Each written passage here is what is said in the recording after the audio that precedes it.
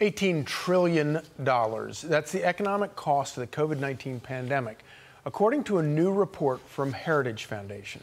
The group had a nonpartisan commission dive into what happened back in 2020 and how it impacted us, the U.S., and what should happen next.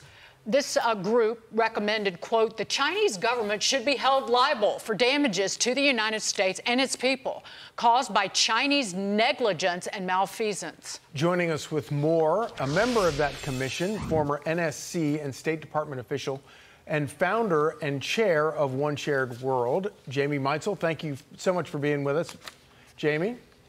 So can you kind of break down the overarching how do you come up with the $18 trillion price tag?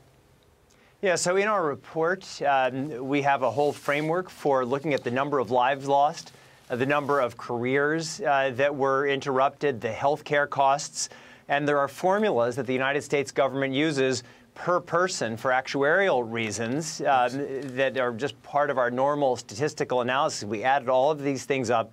It was $18 trillion. It's just an astounding number. And it's not just the $18 trillion of losses to the United States, more than 1 million deaths in the United States, 28 million excess deaths globally. And the key point of our commission report is that China is primarily responsible for COVID-19. And nobody and no governments have held China accountable. And we believe China must be held accountable. It must be liable for these losses, because if there's no accountability for what happened, there's no reason to expect that China or other authoritarian states would act differently in the future. Well, you can't get blood from a turnip, Jamie. And how would we do that?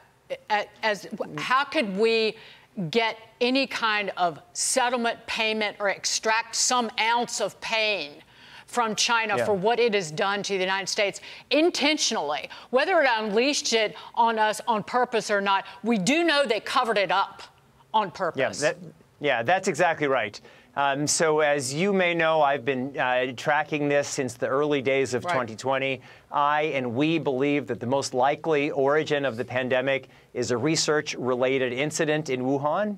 But whether it comes from a research-related incident or it comes from a spillover in the market, which is extremely unlikely, the fact of the matter is it was the massive and unprecedented Chinese cover-up that allowed this little kitchen fire to become a global inferno, and China must be held accountable. So the question you ask is the essential one. We have 18 recommendations in our report, but the most significant one is to reform, and sorry for a little bit of legalese, what's called the Foreign Sovereign Immunities Act. So this is a law passed by Congress in 1976 that basically says it's very difficult to sue foreign governments.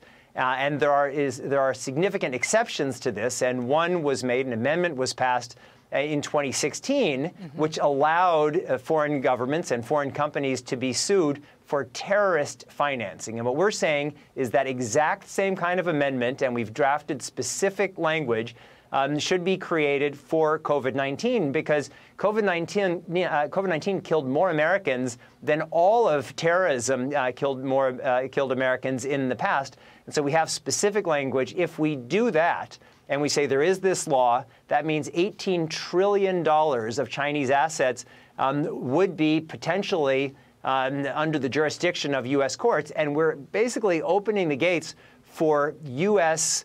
Mass torts claims litigation. And this was successfully carried out against the Arab Bank in a case on terrorism financing resulting from that 2016 amendment. And we think that we can essentially decentralize this process to let our courts and our lawyers go after China, not just to seek restitution, but to have some ounce of pain, as you mentioned, because if China can just get away with this, then the playbook for if this thing should happen again will be to do exactly what they've done, and we don't want to have something worse happen in the future and look back and say we didn't do enough. Well, the second pandemic we're dealing with is the the fentanyl crisis, and we opened the border, and now we have tens, hundreds of thousands of Americans dying from that. So that's the second pandemic, I suppose. And it's not like there isn't plenty of Chinese property in the United States of America that we could probably get some value out of. Some apartments well, up the street. There absolutely is. And let me just make one more point. I'm a liberal Democrat. We have people across the spectrum, Democrats, Republicans.